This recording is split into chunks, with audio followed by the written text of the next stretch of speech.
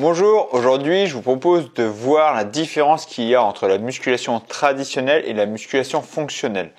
Alors déjà, premier point, il n'y a pas une méthode qui sera mieux qu'une autre. La musculation traditionnelle n'est pas mieux ou moins bien que la musculation fonctionnelle. Ce sont deux protocoles différents pour des objectifs différents. Et ça, c'est le premier point à vraiment comprendre. La musculation traditionnelle a pour objectif de travailler l'ensemble du corps esthétiquement. On va chercher à prendre de la masse musculaire ou à se dessiner musculairement. On va travailler chaque partie du corps en détail. Le deltoïde antérieur, postérieur, faisceau latéral, les pecs en haut, en bas, tous les détails de façon précise, de façon chirurgicale. En gros, c'est ça, la musculation traditionnelle a vraiment pour objectif l'esthétisme. La musculation fonctionnelle, on va travailler l'ensemble du corps, mais avec des mouvements qui soient transférables dans la vie de tous les jours ou dans d'autres sports. La musculation fonctionnelle, on va travailler une fonctionnalité de mouvement. On va chercher par exemple à être fort en mouvement de poussée. Je prends l'exemple du mouvement de poussée, par exemple aux élastiques, on va chercher à pousser avec élastique. Je ne vais pas travailler que les pecs. Je suis debout, je suis instable, je vais travailler la force des jambes, la force du gainage, la force des pecs, des épaules, des triceps.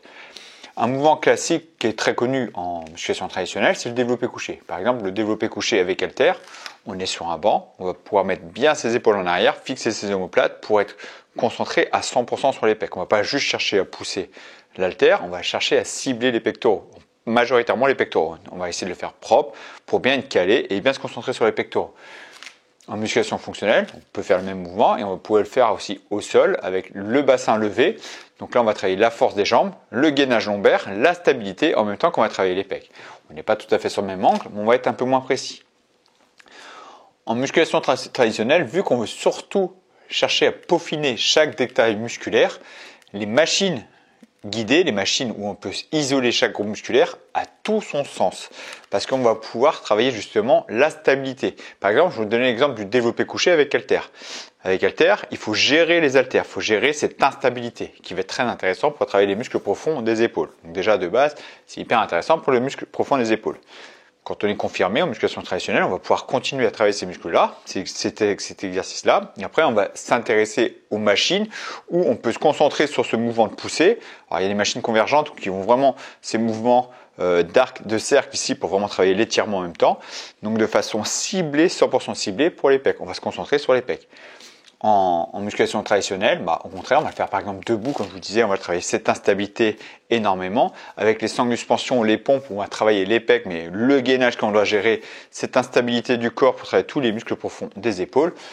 L'objectif de la musculation fonctionnelle, c'est améliorer son quotidien, être performant dans les quotidiens. Peu importe ce qui nous arrive, on sera plus performant pour pousser, tirer, soulever, porter, n'importe quoi dans le quotidien.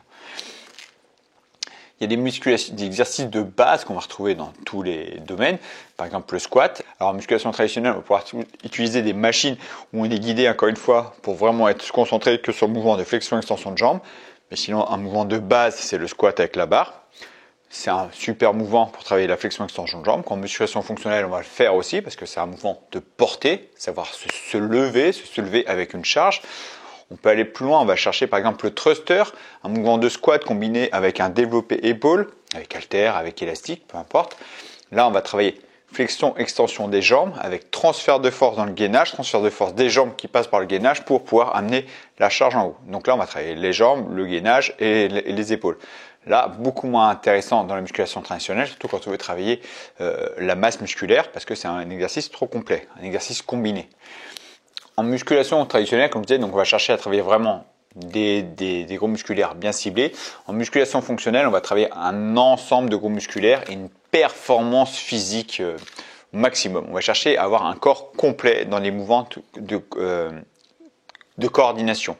D'accord ? Je pensais par exemple au thruster, donc squat, on va chercher à lever les haltères vers le ciel, donc mouvement explosif en partant des jambes, transfert de force pour pousser les haltères vers le ciel. On peut aller chercher beaucoup plus loin. Par exemple, on peut chercher, là c'est vraiment niveau avancé, le burpees avec haltères. On va chercher à poser les haltères au sol, on descend en burpees, en planche, on revient, on s'installe, on les haltères en hauteur, donc une espèce de soulevé de terre épaulé dynamique, puis on descend en squat. Donc là c'est le niveau confirmé, mais c'est pour montrer vraiment le placement du corps dans différents mouvements, dans une amplitude de mouvement complet pour aller loin, pour que le corps soit toujours performant dans différents mouvements. On va chercher à travailler l'arraché, par exemple. Arraché, c'est un mouvement que j'adore avec halter, c'est l'un de mes mouvements favoris avec halter.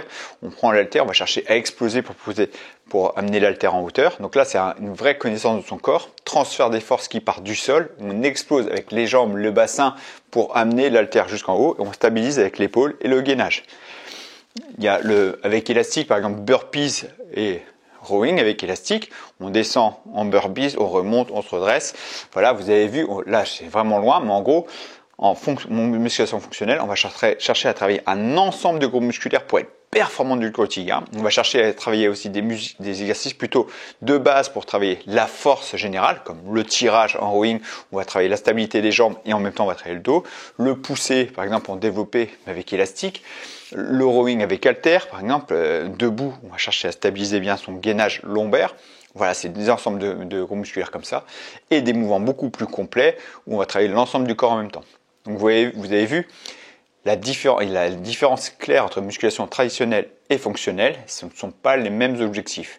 J'espère vraiment que cette vidéo vous a aidé à voir plus clair la différence entre les deux, dans quel cas vous orienter. On peut mélanger les deux, d'ailleurs je le fais beaucoup. Moi je mets des exercices de musculation traditionnelle dans mes mouvements, dans mes programmes pour travailler des parties du corps précisément et travailler la force et travailler les sensations musculaires. Et après je vais mettre beaucoup d'exercices aussi debout, d'exercices fonctionnels pour que le corps soit fort dans le quotidien.